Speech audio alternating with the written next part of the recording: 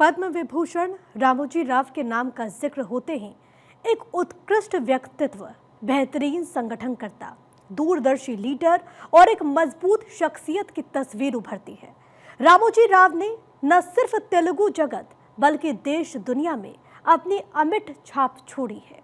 उनकी उपलब्धियां प्रेरणा स्रोत रहीं। रामोजी ग्रुप के संस्थापक रामोजी राव की पहली पुण्यतिथि पर पेश है ये रिपोर्ट।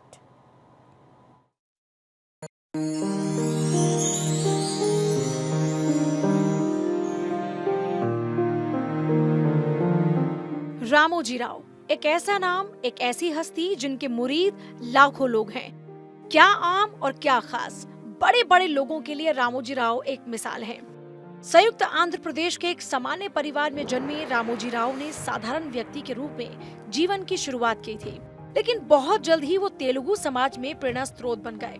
उनका जीवन अथक संघर्षों की एक लंबी कहानी है। वो एक ऐसे व्यक्ति थे जो अकेले ही हजारों हाथों और हजारों दिमागों के बराबर काम करने में सक्षम थे। संस्थान खोलने और उसको मुकाम तक पहुंचाने के मामले में वो एक बाहुबली थे। वो एक ऐसे नेतृत्वकर्ता थे जिन्होंने अपनी टीम को आत्मविश्वास से लबरेज कर दिया। उन्होंने सत्य को अपना हथियार बनाया और बड़ी बड़ी व्यवस्थाओं को सीधे चुनौती दी। एक विनम्र और सामान्य किसान परिवार में जन्मे रामोजी राव ने निडरता के साथ जीवन के कदम बढ़ाते हुए खुद को एक संस्था के रूप में विकसित किया। कुछ लोग कहते हैं कि उन्होंने जो कुछ भी छुआ वो सोना बन गया, मगर वास्तविकता ये है कि उनकी प्रत्येक उपलब्धि के पीछे विचार, रणनीति, संघर्ष, प्रयास और दृढ़ता की गहराई थी।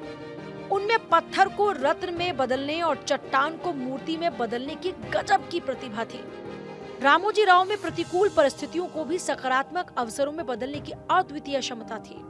उनका एकमात्र मंत्र था कि परिस्थितियों की परवाह किए बगैर और पीछे हटे बगैर आगे बढ़ते रहना। उनका मंत्र था कि चाहे कोई भी क्षेत्र हो, वो शिखर तक पहुंचने तक कभी रुके नहीं। वो एक असाधारण लीडर थे जो अपनी दृष्टि से पूरी टीम को साथ लेकर चलने की बड़ी काबिलियत रखते थे।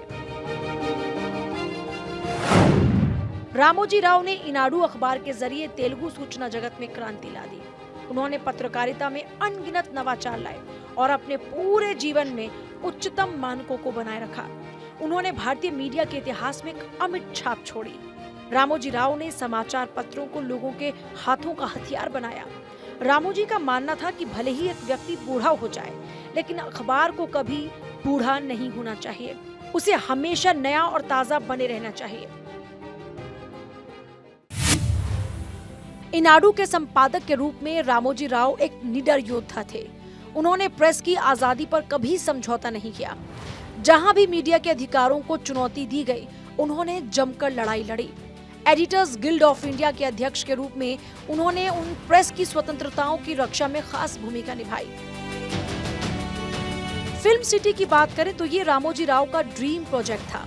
शहर से दूर बंजर पथरीली जमीन पर बना ये शहर सिनेमाई उत्कृष्टता का वैश्विक प्रतीक बन गया।